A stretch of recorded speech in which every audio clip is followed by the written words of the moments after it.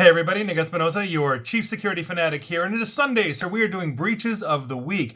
And as always, I'd like to thank the following people that sent me a good chunk of this information, and that would be David Walker, Jason Dance, Jacqueline Wolf, Richard Reefer, Chris Fallon, and Barrett Peterson. Guys, thank you so much, and if you have a tip for me, please feel free to send it my way, and I'm more than happy to give you a shout out here and on my radio show as well. With that, let's start in sunny California with the Visalia Unified School District. We don't know much at this point beyond they suffered a ransomware attack that impacted their IT systems. Hopefully they'll get online soon, but heads up, if you have anything to do with the Visalia Unified School District, your data might be at risk. Moving on, let's talk about student health insurance carrier Guard.me. They took their website offline after a vulnerability allowed a threat actor to access policyholders' information. If you didn't know, Guard.me is one of the world's largest insurance carriers, specializing in providing health insurance to students while traveling or studying abroad in another country. On May 12th, they discovered suspicious activity on their website, so they took it down, and if you visited the website, it redirected you to a maintenance page warning that it was down while they were enhancing their security. The data in question here is students' dates of birth, genders, and encrypted passwords, and for some students, their email addresses, mailing addresses, and phone numbers were also exposed as well. So heads up if you use Guard.me. Moving on, I want to give you guys an update on residential mortgage services, or RSM, out of New York State, because the New York State Department of Financial Services, or DFS, just announced about a month ago or so that RMS will pay $1.5 million in penalties to New York State for violations of its cybersecurity regulations. Here's what happened. Now, this data breach involved unauthorized access to an email account of an RMS employee, and they were able to gain access to the personal data of mortgage loan applicants by virtue of that.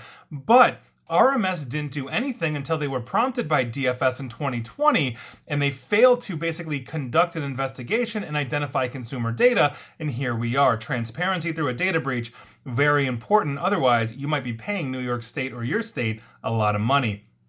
Moving on, let's talk about the Ufi Cam by a company called Anchor. Basically, if you remember Verkada's security camera breach from a few months ago, UfiCam is now making those rounds as well, although in a different way. Basically, what ended up happening was UfiCam products were reporting, users of these products were reporting unwarranted access to people's random camera feeds. That's right, essentially what was happening, as described on Reddit by multiple users, is that when they logged into their UfiCam account, they actually saw somebody else's cameras live, they saw their data storage, they saw their control panel, not their own control panel, and there we go. Now, the majority of them seem to be in Australia and New Zealand, and UfiCam by Anchor basically said they fixed the issue within about 6 hours or so of it being reported to them, and so hopefully that's okay. Hopefully UfiCam is all right now, but heads up to you if you use UfiCam. Moving on, let's give you guys an update on SITA, or SITA.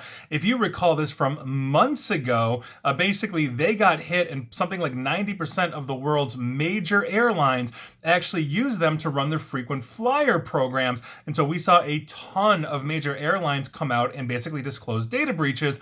We have an update for you because this week Air India has now joined those ranks. So if you use Air India for your frequent flying, whatever you use with them, heads up to you. Moving on, I want to give you guys an update on the Irish Health Service.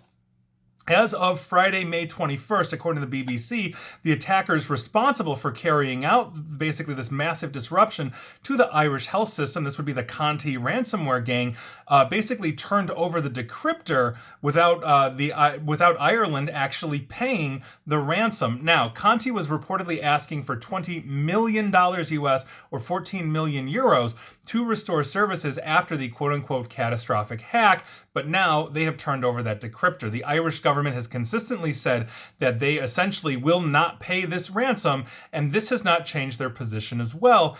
Basically, now Conti is saying, even though we gave you the key, we're still going to release that data if you don't pay us.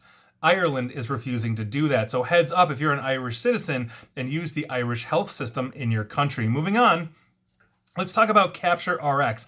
I want to give you an update on them. As you know, about a few weeks ago to a month ago or so, they declared a data breach, and by virtue of that, a slew of medical practices and hospitals have had to do that as well, and this week is no different. Jordan Valley Community Health Center in Missouri is claiming 12,000 patients are affected. Adirondack Health, more than 800 patients. And Caleda Healthcare in New York State for about 600 patients as well. So heads up if you use any one of those three. Also disclosing this week is Trinity Health, but they are not disclosing for Capture RX. They are disclosing for the Excellion file sharing data breach that got a slew of organizations, including places like Stanford University, to declare, and Trinity Health just joined their ranks this past week. 586,869 patients possibly affected. Moving on. I'm going to give you guys another update because this is the week of updates, apparently, and that is basically the insurance firm CNA. They are a massive insurance firm here in the United States. They have reportedly paid $40 million US to a ransomware gang to recover access to its systems following an attack in March, making it one of the most expensive ransoms publicly paid to date. Now, the development was first reported by Bloomberg, citing, quote, people with knowledge of the attack. Basically, the adversary that staged the attack was allegedly demanding $60 million from them, but apparently they negotiated down to 40. Oh, what a savings. And in a statement shared on May 12th, CNA Financial said it had, quote, no evidence to indicate that external customers were potentially at risk of infection due to the incident. Note, they are not talking about your data, just your risk of infection. Or not also talking about potential identity theft on you. Now, the attack has been attributed to a new ransomware called Phoenix Crypto Locker.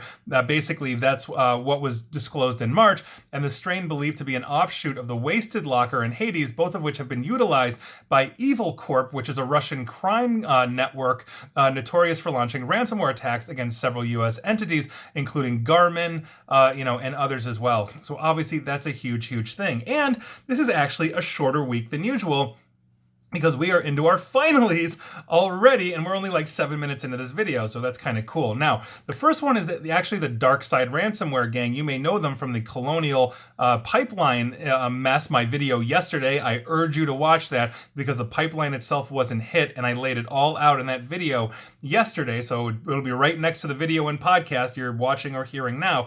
But we want to talk about them because the Dark Side Ransomware gang, it is now reported, has collected at least $90 million US in ransoms paid to victims over the past 9 months, sending these ransoms to various Bitcoin wallets. About 10% of that profit came in a single week from attacking Colonial Pipeline and also Brenntag, which is a large chemical distribution company in Germany. Now, blockchain analysis company Elliptic basically found and analyzed ransomware payments made to DarkSide from 47 different Bitcoin wallets. The transactions total just over 90 million since October of 2020. And so obviously that's a huge, huge problem. This is a massive business. As you may know, it appears that the US government, after the Colonial Pipeline hack, went after them and started basically siphoning off these Bitcoin wallets. So we'll see how much they left with, assuming they didn't run some kind of exit scam to, stiff those people they owed money to while they were collecting money. But $90 million, basically 10 million a month, that is crazy. And that is why we have a massive problem and a debate on whether we should actually be paying ransoms when we are hit. So heads up to you on all of that.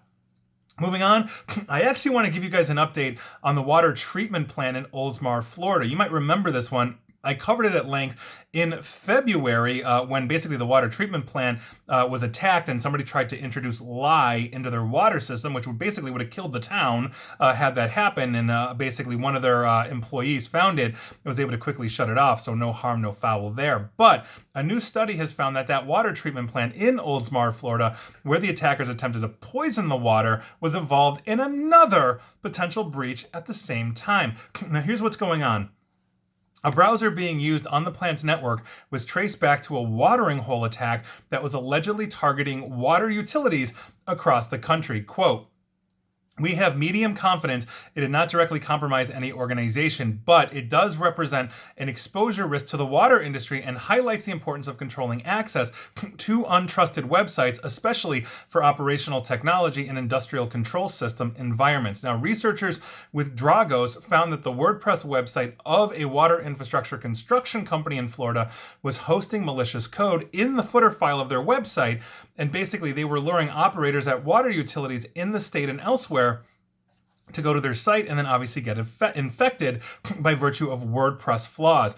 The report found that the website, basically with the malicious code, was visited by a browser from the city of Oldmar on February 5th at 9:49 a.m. Eastern Time, the same day as that potential poisoning event. That's obviously a huge, huge thing. Now, the water plant in Oldmar was far from the only organization that basically visited this site with malicious code, according to the report. Dragos researchers also found that between December of last year and February 16th, when the vulnerability was dealt with, more than 1,000 computers across the United States were basically profiled by this malicious code as they accessed that website. Obviously, a huge, huge problem. And finally, we have to talk about Verizon's 2021 data breach investigation report because it just recently came out.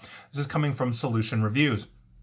Verizon, as I just mentioned, recently released their 2021 Data Breach Investigations Report. This report is the 14th iteration of this report and analyzes 29,207 quality cybersecurity incidents. Of those, Verizon detected 5,258 of those breaches, a third more breaches than analyzed last year. Now, basically, this report collects data from 83 contributors spanning 88 countries, 12 industries, and 3 world regions. Excuse me. And according to this report, phishing attacks increased by 11%, or have increased by 11% since last year. Meanwhile, attacks involving ransomware rose by 6%. 85% of breaches involved a human element, indicating a lack of security education and training. Misdelivery, sending out a sensitive email to the wrong individual, represents one of those most common forms that was found. What's worse is that over 80% of the breaches were discovered by external parties, indicating that enterprises continue to neglect their threat detection and response efforts. That's obviously a huge problem. Security remains a challenge for basically every vertical across the world, and there's obviously different cybersecurity vertical challenges depending on the vertical. So that's obviously a huge, huge thing. So what we are seeing is a continued increase. We need to make sure that we are training our people. We need to make sure that we are double checking those things. And we're all guilty of sending that email and then going back and rereading it for spelling and punctuation. We need to get in the habit of rereading it for, punctuation and spelling and all that, but then checking to make sure we're sending it to the right, whoever we're sending it to, not to mention security awareness as well. Enabling products like SIM, for example, the security informations and events management, so that we can monitor these things in real time as threats come in. And if they are being discovered by third parties, that means that threat has already been out in the wild, or your data has already been out in the wild, and you've been alerted after the fact, and now you realize you've got a breach. That's obviously a huge problem. And even though this week is shorter, I'm sure we'll be back in full force next week. And I swear, I went looking for as many breaches as I could find. It was just a shorter week, which I'm always happy about, but I'd love to have a week where I basically have nothing to say and I can do another video because there were no breaches that happened. I don't think that's ever going to happen. Hopefully, I'm not being too pessimistic on that. But those were your breaches of the week. Were you affected? Let me know. And please like, share, follow me here on Facebook and Twitter at NickAESP. And please feel free to subscribe to me at YouTube. And as always, stay safe and stay online. Thanks, everyone.